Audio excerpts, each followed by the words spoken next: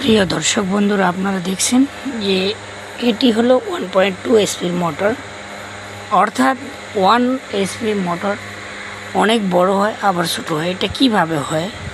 তো এর মধ্যে মাইক্রো হর্স থাকে, মিনি হর্স, মাইক্রো হর্স, ফুল হর্স। তো এইগুলো হলো কুয়োতে চক বা টিউবওয়েলের মধ্যে সেট করে। তো এইগুলো হলো মাইক্রো হর্সের মোটর, সে কারণে এগুলো ছোট ছোট হয়।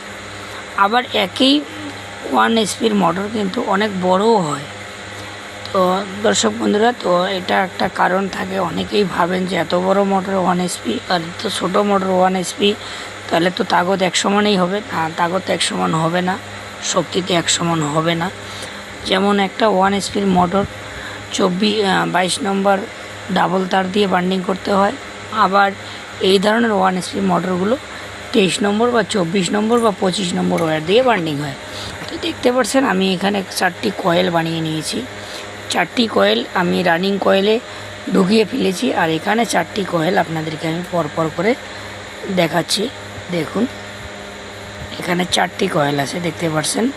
এই 4টি কয়েল আমাদের এই সাইডে রানিংয়ে, তো অর্থাৎ এই কয়েলটি এবং এই পাশে যে কয়েলটি, এই কয়েলটি বসবে, এটা আমাদের রানিং কয়েল হবে। এর উপরে আমাদের স্টার্টিং কয়েল হবে, আর সেটা অবশ্যই এটা 23 নম্বর ওয়্যার, তো ওটা 26 নম্বর ওয়্যার হবে, অর্থাৎ একটু তারটা পাতলা হবে এবং সেটা 2 স্লট করে হবে। এটা 4 স্লটে করে হবে আর ওটা 2 স্লটে করে হবে। তো আমি পরবর্তী বান্ডিংগুলো আপনাদেরকে অবশ্যই দেখাবো।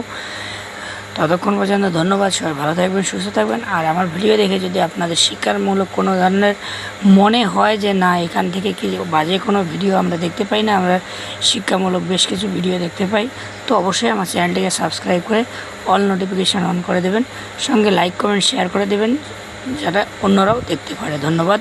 জয় হিন্দ, জয় ভারত।